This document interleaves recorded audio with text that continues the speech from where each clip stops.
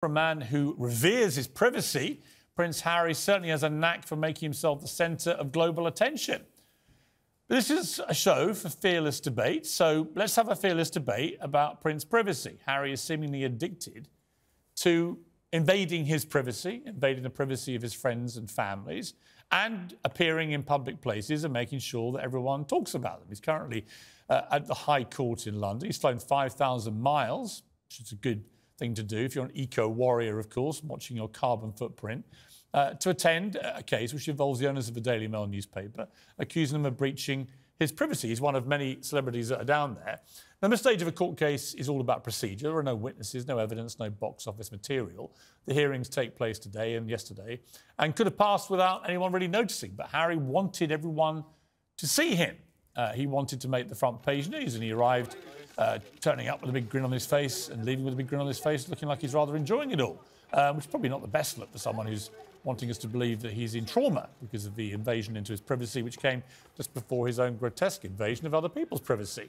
So it's all a bit complicated, isn't it? And he didn't slip in quietly through the side entrance like some of the others involved in this case. He chose to parade past the TV cameras, barging past some paparazzi, and march through the front gates, using the media that he loathes to invade his privacy. You see the problem here? And he's loving it. Look at him, grinning away. What a laugh. Nothing better than the cost of living crisis than watching multi-millionaires rocking up in court wanting money for invasions of privacy just after they've invaded their own.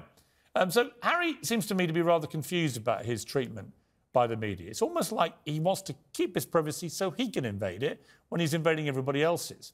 Even our fair-minded peers on neighbouring networks appear to have woken up and sniffed the hypocritical coffee.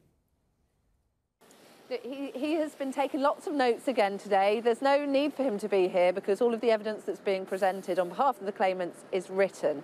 So it really is, the fact that he's appeared today was about sort of being seen publicly.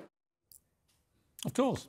Well, Harry's hatred of the media was laid bare in 6 hours of media bashing for Netflix, which ironically is the same media company that just happens to pay him $100 million and, of course, is also airing The Crown, which invades the privacy of his entire family on a minute-by-minute basis and often grotesquely mischaracterises the truth.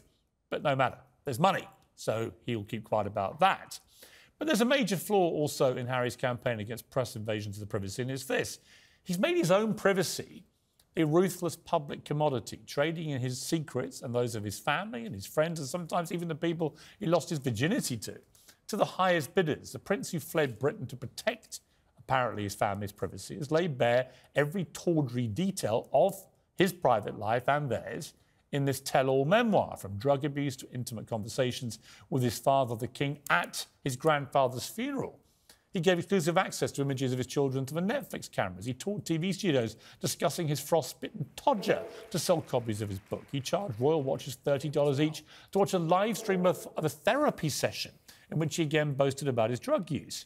How much self-destruction of your own privacy can a public figure get away with before they abrogate their right to privacy? But privacy isn't really at the heart of Harry's crusade. He's made that crystal clear by selling it to the highest bidders. Now, what Harry really wants is control. He can control the narrative in Netflix shows. He can control the questions he's asked in publicity junkets. He can't control his version of the truth in his book or books. What he cannot control is a free press. And yet a free press, warts and all, good, bad and ugly, of the type we have in this country, is the very cornerstone of a democracy.